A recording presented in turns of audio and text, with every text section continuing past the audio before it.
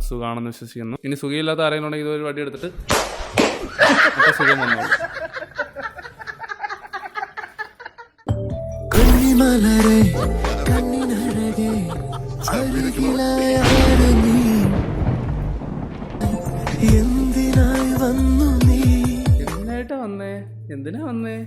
എന്തിനാ വന്നേ?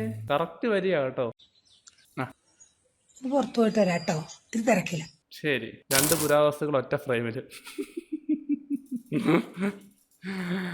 അയ്യോ അമ്മി, നീ ഒരിക്കലും പുരാവസ്തു ആകുവേ. കളിയാക്കല്ലേ. പുറത്തു പോയിട്ട് വരാട്ടോ. പൊക്കോ ആ വഴി പൊക്കോ, തിരിച്ചു വരണ്ട കേട്ടോ. അടുത്ത വീട് നോക്കട്ടെ. എന്താ പേര്? രാമൻകുട്ടി. ഇതെന്നതാടാ പാച്ചോറി മുങ്ങി വന്നേക്കുന്നോ? രാമൻകുട്ടി ചിലര് ഇതാണോ രാമൻകുട്ടി? രാമൻകുട്ടിക്കുള്ളത് ഇപ്പൊ തരാം. കല്യാണരാമൻ, കുമ്മായരാമൻ, കല്യാണരാമൻ, വെള്ളാട്ട പോക്കർ, രാമൻകുട്ടി, രാമൻ പുട്ടി, രാമൻകുട്ടി വാൾക്കേർ പുട്ടി, രാമൻകുട്ടി വാണക്കുട്ടി. കല്യാണത്തിന് വീടിന്റെ കൂടെ രാമനെയും പെയിന്റ് അടിച്ചു. പേടിച്ചു ഒരു കല്യാണം പറയാൻ വന്നേക്കുന്നു. രാമൻകുട്ടി ഗോതമ്പ് കുട്ടി. എന്നതാടാ ഇത്? തെക്കേടത്ത് രാമൻകുട്ടി, തെക്കോട്ടടുത്ത രാമൻകുട്ടി, കല്യാണരാമൻ, കഴിവേറ് രാമൻ, ഏതാ ഈ പാൽപ്പൊടി രാമൻ, രാമൻകുട്ടി, മയിൽക്കുറ്റി. ഇതിപ്പോ ബ്രെഡി മുക്കി വെച്ച കട്ട്ലറ്റ് പോരാ, ഇനി അടുത്ത് പൊരിച്ചാ മതി. അങ്ങനെ കുറെ എണ്ണങ്ങള്. മീശയെങ്കിലും വെറുതെ വിട്ടോടാ മഹാഭാവി. ചിലര് കല്യാണരാമൻ വിളിക്കും, ചിലര് വായിൽ തെറിയെ വിളിക്കുള്ളൂ. ഇങ്ങനെ കമന്റ് ഇവന്മാരിടുവായിരുന്നു.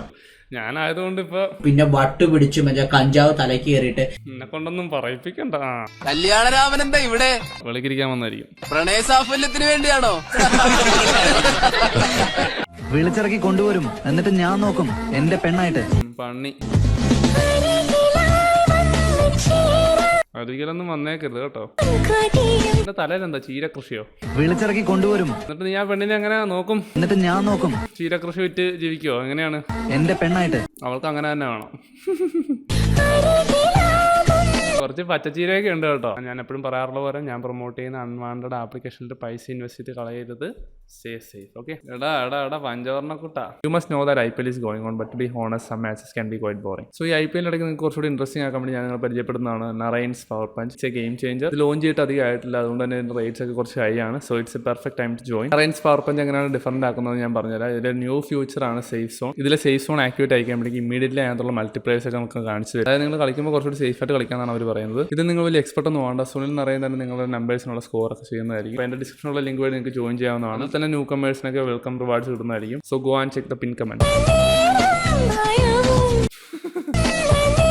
വരികളൊക്കെ കറക്റ്റാണ് കേട്ടോ, ഭയം വന്നുണ്ട്.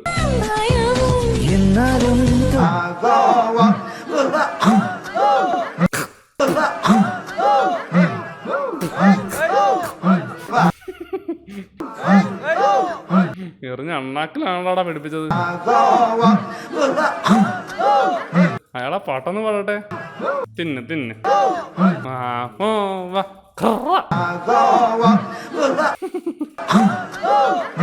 പാടാൻ പോലും സമ്മതിക്കണില്ല. സേവ് ചെയ്ത് വെച്ചേക്ക, അടുത്ത വീഡിയോയിൽ ആവശ്യം വരും.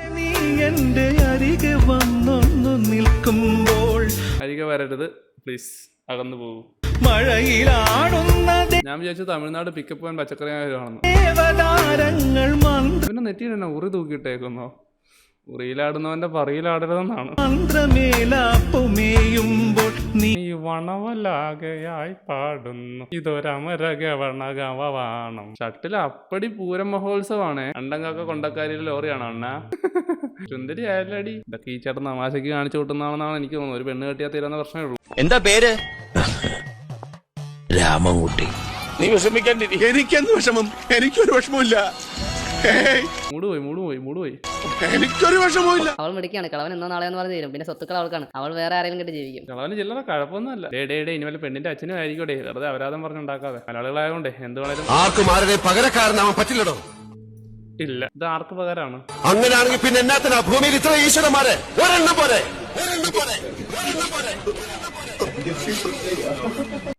ആ എക്കോ വരെ അഭിനയിച്ച് കാണിച്ച ആ മനസ്സുണ്ടല്ലോ, ആ മെനകെട്ട മനസ്സിനൊരു പാപ്പ്.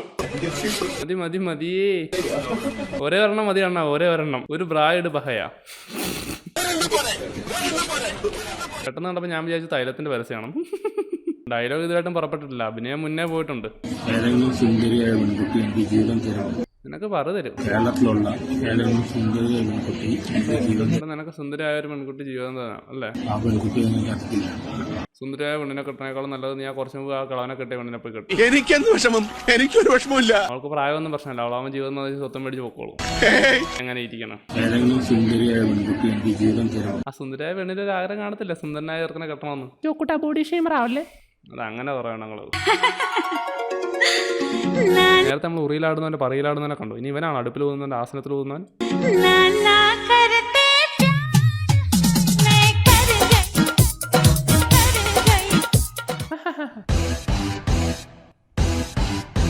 ഈ പാത്രത്തെ ചവിട്ടി പിടിച്ചിട്ട് നൃത്ത ചുവട് വെക്കുന്ന ഒരു പരിപാടി ഉണ്ടല്ലോ, കുച്ചിപ്പൊടി.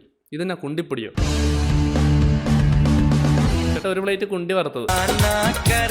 സാധാരണ അമ്മമാരും ഇങ്ങനത്തെ കട്ടയം കൊണ്ട് ഞാൻ ചട്ടയം പഠിപ്പിച്ച് ചന്തിക്ക് വെക്കും. പക്ഷെ ഇവന്റെ ചന്തി ഓൾറെഡി പഴുത്തിരിക്കുക. ഇനി എവിടെ കൊണ്ടേ വെക്കാനാ ചട്ടുക? കുണ്ടി ഫ്രൈ റെഡി. കറുത്തുപോയി, കുണ്ടി കറുത്തുപോയി. ആടാ കാലത്ത് വന്ന് കുഴലൂതുന്നേ, ഇതാടാ പുതിയ ഇറക്കുമതിയാണോ? എൻ്റെ അമ്മയ്ക്ക് ഞാൻ മകൻ, പക്ഷെ നിന്നെ അയക്ക വന്ന യമൻ.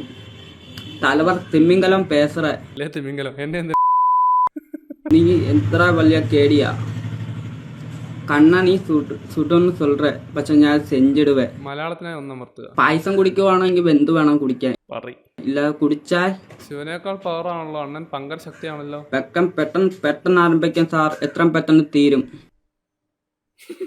തലവർ തിമ്മിങ്കലം പേസറ. നീ എന്ത് തേങ്ങയാടാ പറയുന്ന കള്ളക്കടയാടി മോനെ. ജോസഫ് മടച്ചേരി IPS ചേരക്കുമ്പോ പഠിച്ചു കാണും താനും. Section 354 IPC and 509 IPC.